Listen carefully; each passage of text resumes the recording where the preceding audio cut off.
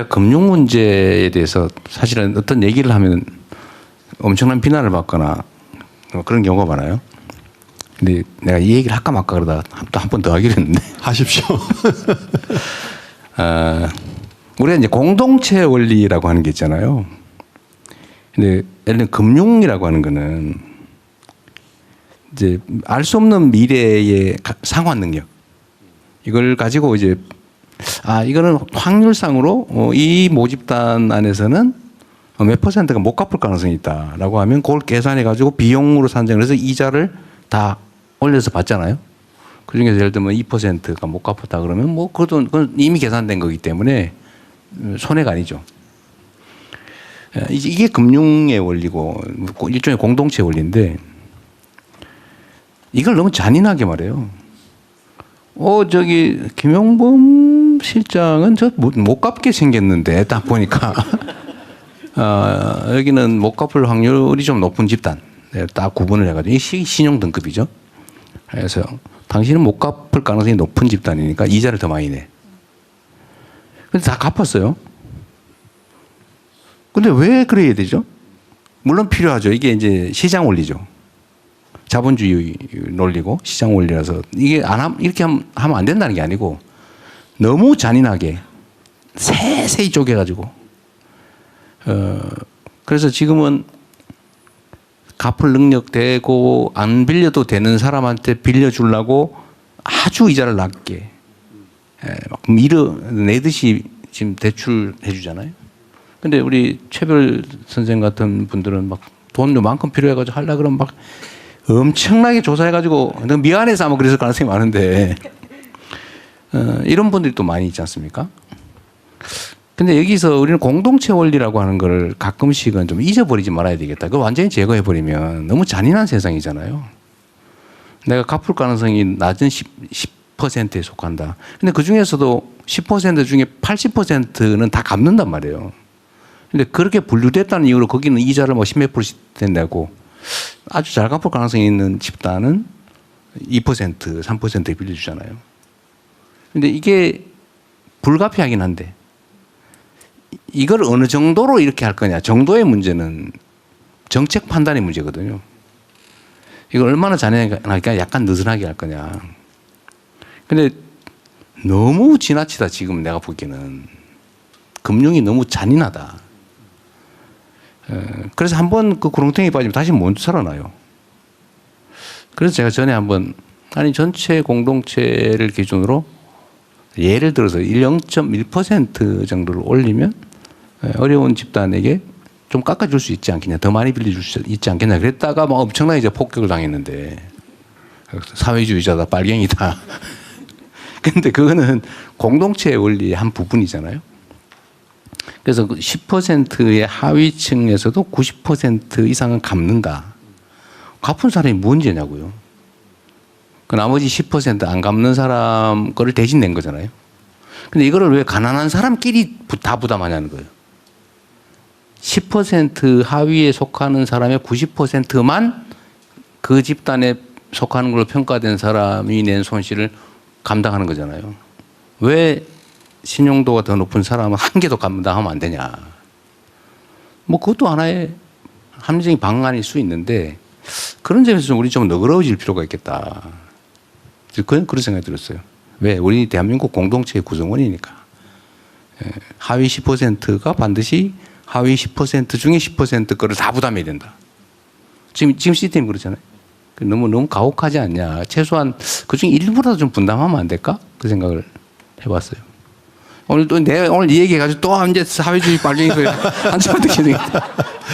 정책실장님. 말씀하신 대로 이제 우리가 금리가 한 3, 4% 굉장히 초우량 고객을 위한 금리부터 한 25% 법정 상한까지 있는데 각각의 이 신용도에 따라서 3, 4, 5부터 이렇게 쭉 이렇게 이론상으로 보면은 7%, 8%, 9%, 10%, 11, 12 이렇게 쫙 나와야 될 것 같잖아요. 통계로 분포로 보면. 근데 실상은 7, 8%하고는 15%까지 중간에 뚫립니다. 이 중간은 금리가 없습니다. 그리고 갑자기 이제 어려운 분들은 15부터 해서 25까지 매우 두텁게 돼 있어서 효율적인 것 같지만 사실은 효율적이지는 않고요. 우리 우대 고객한테는 뭐 사실은 더 많은 혜택이 주어지니까 포인트 같은 걸로 해서 뭐 일견은 상환 능력에 따라서 효율적으로 돼 있는 것 같이 기본 원리는 그렇지만 그렇지는 않습니다. 양극화가 여기도 명확하게 나타나고 있고요. 중간에 아주 두터운 분들은 생략돼 있고 이거를 대통령이 말씀하신 공동체적으로 그나마 채우는 것은 정책금융입니다.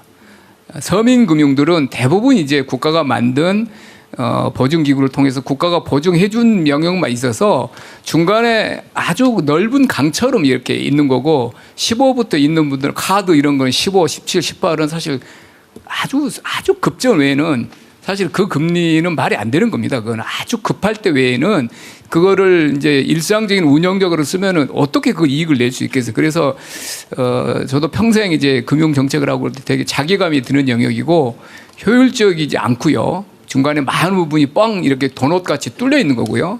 이 한 1,000만, 1,500만 부분이 이 밑에 있는 분들은 일단은 거절당하는 거고 대부분 거절당하지 않으면 15 내지 25 말이 안 되는 거를 그냥 그나마 잡는 거고 이거는 이제 채워주는 부분이 위에서 이제 금융기기에서 안 되면은 재정이 조금 더 서민금융 상품을 더 늘리고 일반 은행들이 조금 이렇게 사회 기여나 이런 걸 통해서 이 중간 부분을 좁혀 나가야 되는데 효율적인 부분도 있는 것 같지만 많은 부분은 의외로 굉장히 비효율적인 부분이 방치되어 있는 영역도 많고 아까 말한 15%부터 이 영역은 대통령이 말씀하신 대로 정말 좀 굉장히 비정하고 어떤 그 정글 자본주의의 거의 극단화된 형태로 지금 운영되고 있습니다. 그런 부분은 좀 저희가 고민을 많이 해서 대안을 만들어 보겠습니다.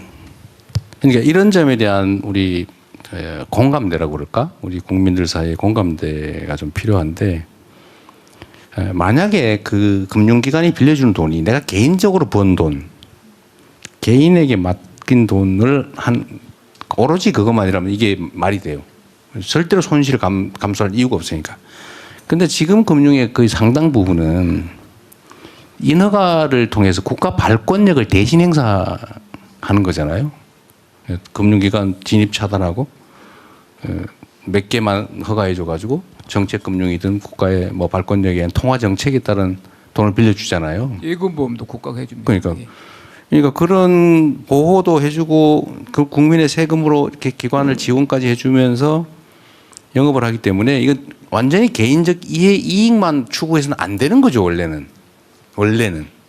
근데 지금은 마치 그게 당연한 것처럼 생각하는 거. 이게 지금 금융에 대한 근본적인 생각을 조금 바꿀 필요가 있겠다. 우리 금융위원장님 연구 많이 해주세요. 네, 그 국민들한테 설명, 설득을 많이 해줘야 될 것 같아요. 맞습니다. 그 대통령 말씀하신 거를 방법론상으로도 다양한 방법이 있을 것 같습니다. 그러니까 결국 자영업자분들이 느끼시는 거는 내가 내 신용 상태에 맞는 그 금리를 내가 지불하고 있느냐.